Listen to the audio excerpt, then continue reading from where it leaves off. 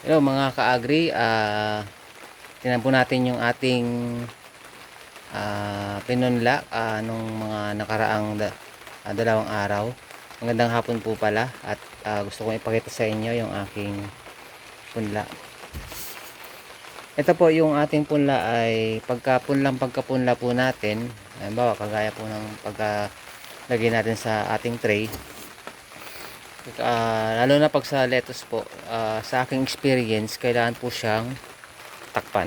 Okay, so tatakpan po natin siya ng kahit ano man po yung pwede nyong pangtakip, kagaya ng pwede siyang takpan ng plastic, or kung meron kayong extra na growing box, pwede nyo pong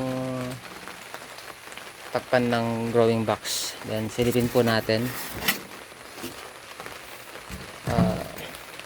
Ito po, kahapon po sana ito binuksan, pero okay lang po yan, medyo mataas na siya.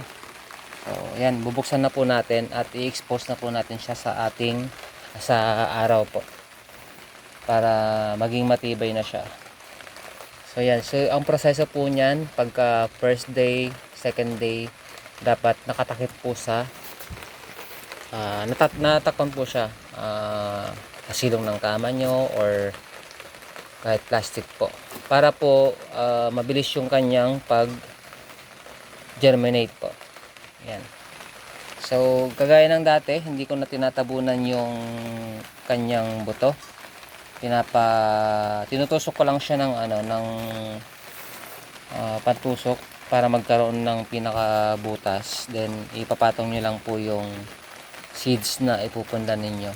So yan, ang ginagawa ko dito sa loob ng 2 hanggang 3 araw, ini-sprayan ko lang po yan, tapos tatakpan. So ngayon, i-sprayan ko lang po muna, then bago po siya ma-expose sa sunlight. Syempre pagka na-expose yan sa sunlight at hindi nyo natubigan, magdadry po yan or malalanta. Okay, so sprayan po muna natin.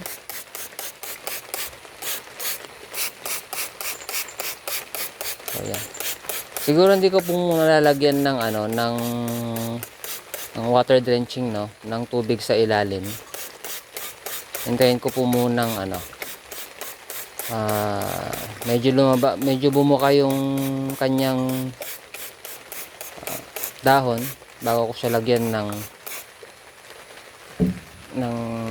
tubig sa ilalim na may kasamang solution. Pero dati po ang ginagawa ko, nagbo-bottom drenching na ako na may kasamang solution na po, yung full strength na po yun. Pero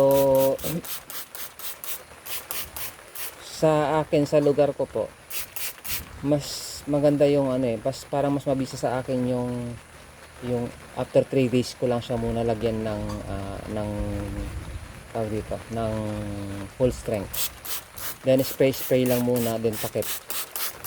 So hihintayin ko lang po siguro na yung kanyang dahon ay mamukadkad ng konti, tsaka ko siya lalagyan ng full strength na solution.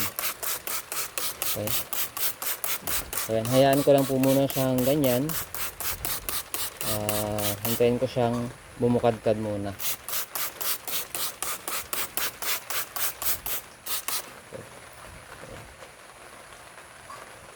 And pakita ko lang yung ating, ito po, pechay po to.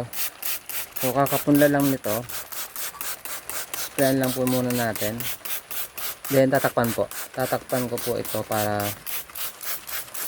mabilis siyang tawag dito, mabilis siyang mag-germinate.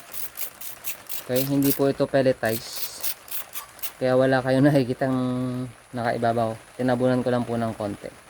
Pero pagka pelletize po yung inyong tanim, okay lang po na nasa yung hindi po siya kailangang ibaon or takpan ng coco peat.